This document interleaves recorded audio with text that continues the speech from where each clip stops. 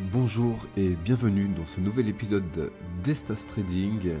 C'est Jean-Baptiste Auclair, aka Trader Glenn sur les réseaux sociaux de trading et j'espère que vous allez bien. Encore une fois, merci de vous joindre à moi pour ce nouvel épisode d'Espace Trading, le podcast. Un peu spécial cette fois-ci car nous devions faire un épisode sur les croyances, si vous vous souvenez. Mais en fait, Dimitri est souffrant cette semaine et nous n'avons pas pu nous coordonner pour enregistrer l'épisode. Du coup, j'ai écrit un petit épisode afin de ne pas vous laisser sans contenu, que je vais animer seul, et qui porte sur l'utilité d'un journal de trading. Quoi mettre dedans, à quoi ça sert, etc. Voilà, certainement ce sera un épisode assez court, car il n'y aura pas cette dynamique de discussion présente quand mon camarade Dimitri est là, mais espérons que pour la semaine prochaine, il soit en meilleur état et qu'on pourra recommencer à discuter comme avant. Alors, rentrons dans le vif du sujet tout de suite avec un journal de trading. Qu'est-ce que c'est ? Alors, a priori, pour moi, ce sera soit un fichier Word ou un Excel. Alors, même si moi, je préfère un fichier Excel qui regrouperait toutes vos positions fermées depuis le début de votre année de trading, par exemple. Depuis aussi le début de votre trading, tout simplement. Mais par année, c'est peut-être plus simple. Ou par trimestre, si vous voulez. Il permet de retourner après coup sur vos prises de position et vos décisions afin de les analyser à froid. C'est pour cette raison qu'à mon sens, il se doit d'être assez précis et complet. Alors moi, personnellement, je vous conseille d'identifier clairement, colonne par colonne, déjà l'instrument utilisé, si c'était un trade sur euro-dollar, dollar-yen, si c'était sur Apple, du Bitcoin, enfin peu importe, mais il faut mettre vraiment l'instrument utilisé parce que toutes les paires, comme vous le savez, ne réagissent pas pareil selon les news, selon aussi juste les mouvements de marché. Il y a certaines paires qui retracent beaucoup quand elles ont des mouvements haussiers, il y en a d'autres qui retracent que à 38%. Donc voilà, il faut savoir, du coup, les identifier. Et connaître l'instrument utilisé, ça vous permettra peut-être d'affiner vos prises de position plus tard. La date d'entrée précise, si vous faites du day trading, par exemple, ou du scalping. Bon, le scalping, c'est un peu plus compliqué pour faire un journal de trading très précis, parce que si vous prenez 90 positions en une journée, bon, voilà. Mais surtout pour du day trading ou du swing trading. Par exemple, voilà, la date d'entrée précise avec l'heure, si c'est du day trading, parce que l'impact fondamental a pu jouer sur le dénouement du trade. Et si vous n'avez pas fait attention, qu'il y avait en dollar yen, qu'il y avait une news sur le yen, ça a pu jouer contre ou pour vous. Voilà, donc attention à ça. Le nom de la stratégie utilisée, pour que vous vous y retrouviez, si vous approchez les marchés de différentes façons, par exemple, là, le marché, vous avez une stratégie qu'on est en consolidation, genre les patterns harmoniques, donc vous mettez pattern harmonique de points Gartley, par exemple, et le 3 trades plus tard, c'est un trade de tendance, et là, vous pouvez mettre stratégie breakout ou stratégie de continuation de tendance. Enfin, voilà, comme vous voulez, ça dépend de vos stratégies. Je vous conseille aussi de mettre l'état du marché selon votre analyse quand vous prenez le trade.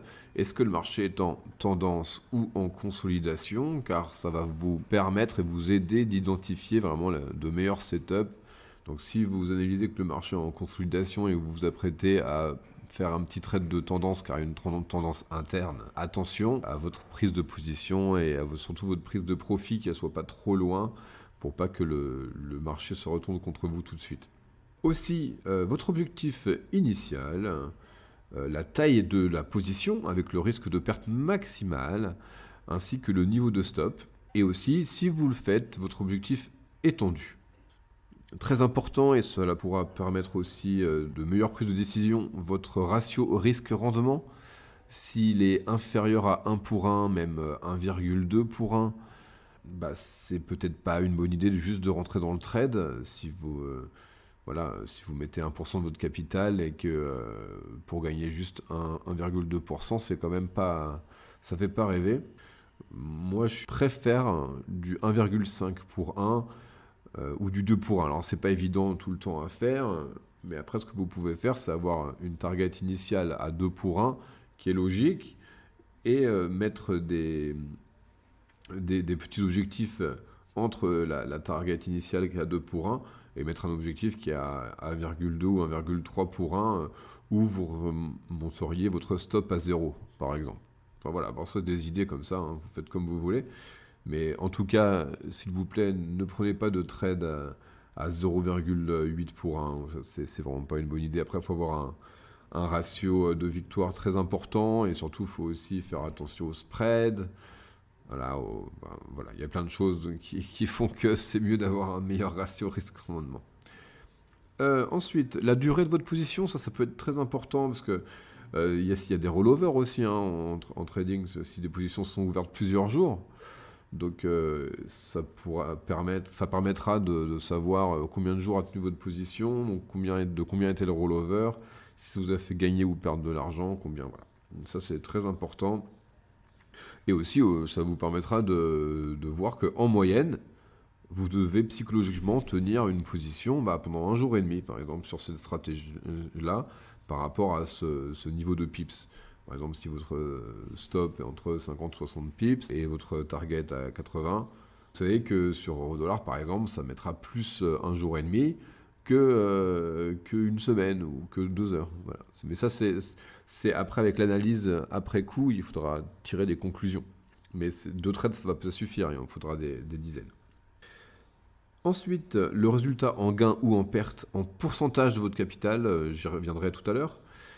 Et enfin, un onglet commentaires où vous pourrez mettre à l'écrit votre cheminement de pensée, ainsi que si oui ou non vous avez tenu psychologiquement votre plan de trading, ou si vous avez fermé en avance votre position, pris qu'une moitié de position, bougé votre stop, voilà, être rentré en mode espoir, tout ça, enfin...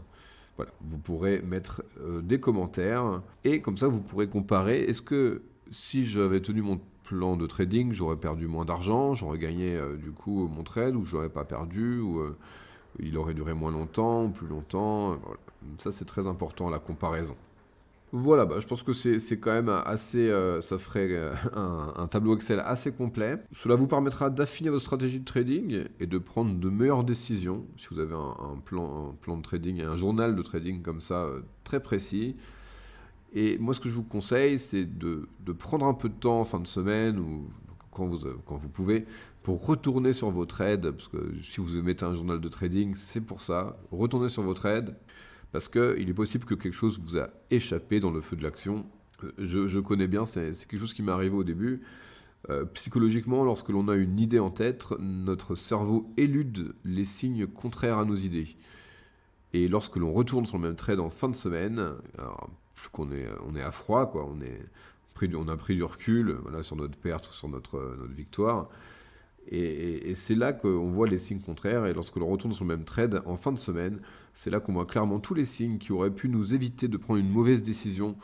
Parce que c'est tellement simple d'éluder quelque chose dans une petite divergence, un petit doji, une petite formation de bougie qu'on n'a pas envie de voir parce que voilà, ce trade est trop beau, on sait qu'on va le gagner, tout ça. Voilà.